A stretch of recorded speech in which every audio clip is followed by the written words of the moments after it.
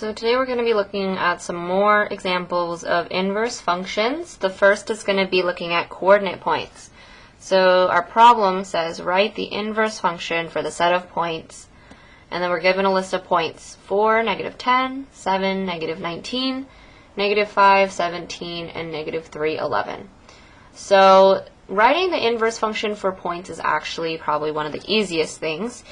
The main thing that you have to do is just remember what the definition for an inverse function is. So the definition of what an inverse function is that it's basically just switching the x and y values of a function. So switch the x and y values. And this is true if we're doing a set of points like this, if we're looking at tables, or if we're looking at equations. So in this case, we have a set of points, and each of these has an x and a y value. So the first number is always the x, the second number is always the y value, and if an inverse function switches the x and y values, then the inverse of these set of points would just mean that we have to take this 4 and -10, and they need to switch spots. So instead of 4, -10, I would have -10, 4. I would do the same thing for the next set of points. These need to switch spots. So I would have -19, 7. And with these ones, they would switch. So I'd have 17, -5. And then 11, -3.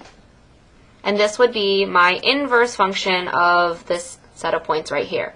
So make sure that you pay attention and memorize this definition. This can help you if you're looking at any type of function and you need to write the inverse. Okay, let's look at a couple more examples, this time with an equation. So we talked in the previous video how we solve this, so I'm not going to go into too much detail about the steps. If you need to look at the steps, refer back to the video where we broke this down a bit further.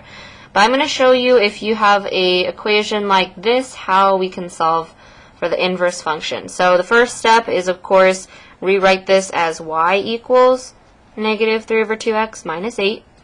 Then we want to switch our x and y variables. So that means that I write it as x equals 3/2y minus 8. Okay, so that was our first and second step. Now we just need to solve for y. So whenever I have a problem like this, always start with the addition subtraction still. So I do the opposite operation. I add 8 to both sides. And now I have x plus 8 on this side. And I'm just left with 3/2y on this side. So this is the part where people get a little stuck. They're not really sure what to do when there's fractions. So whenever you have fractions, the first thing that we always do is you can multiply the denominator on both sides. Okay, doing this will always help you get rid of the fractions. It makes it a lot easier to solve. So I'm going to look at my fraction here. The denominator is 2. So we're multiplying the denominator, the bottom number, so 2, multiply 2 on both sides. So whatever the denominator is, multiply that number. So I'm going to write a little times 2 right here, and I'm going to write a little times 2 right here. But wait, when you are doing these problems, make sure that you put parentheses around this x plus 8. This is very important. If you have stuff on this side of the equation already and you're multiplying a number, you need to make sure that you are multiplying that number times every single thing. Not just multiplying it times the x, but multiplying it by the x and multiplying by 8. So make sure that you put parentheses around anything when you're multiplying. Okay, so now that we have done our multiply times 2 on both sides, let's look at the fraction first. So anytime I multiply the same number times whatever the denominator is, so I have a 2 right here and a 2 in the bottom of my fraction, these will always cancel out. So when they cancel out, all I'm left with is 3y. So I'm going to write down 3y right here. Now we're just left with a super simple number. Awesome. On this side, because we have the parentheses, you need to make sure you multiply 2 times everything so we can distribute this 2. So 2 times x is 2x. 2 times 8 is 16. So I have 2x plus 16. Now I have a lot easier equation to work with. 2x plus 16 equals 3y. I'm still solving for y, so I just divide 3 on both sides here. So this would be my final equation. I have 2x plus 16 over 3. You can simplify this a little more, so we can break this down and rewrite this as 2 over 3x, right? 2 over 3x plus 16 over 3. 16 over 3 can't simplify anymore, so I'm going to leave it as this improper fraction. And when we're writing our final answer, make sure that you use this inverse function notation.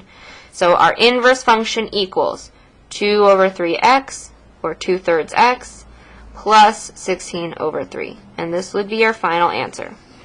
So the only thing that we need to remember to do is when you have a fraction like this, always multiply the denominator on both sides. Make sure there's parentheses.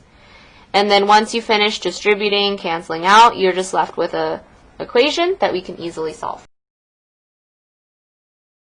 Alright, let's look at our last example for inverse functions. This equation is really similar to how we solved the other ones. It just looks a little different. We have 4x plus 6y equals 24. So when we're looking at this type of equation, they don't use the f of x. So we can just skip directly to step 2, which is just switching the x and the y. So we switch the x and the y, so I'm going to rewrite it now as 4y plus 6x equals 24. Remember, don't move any of the numbers, just switch the variables. After we do that, we do the same thing, solve for y, get y by itself. So in order to do that, you can get rid of this 6x over here. We do the opposite operation, so minus 6x. I'm going to move the whole thing to the other side here, which leaves me with 4y equals negative 6x plus 24. Make sure that if you have a minus 6x, you keep that minus sign throughout the whole equation here. And now we just need y by itself, so I get rid of this 4. I divide 4 both sides. And I have my equation here. I'm going to simplify this a little bit. So if we were to write this in the simplified form, we would have negative 6 over 4x plus 24 divided by 4. And these fractions would simplify a bit further. So negative 6 over 4, that simplifies to negative 3 over 2. And 24 divided by 4 simplifies to just 6. So our inverse function, f of negative 1x, is equal to negative 3 over 2x plus 6. So we do the exact same thing as any other equation. The only difference is that you just skip to the step 2 where you switch the variables and you still just solve for y.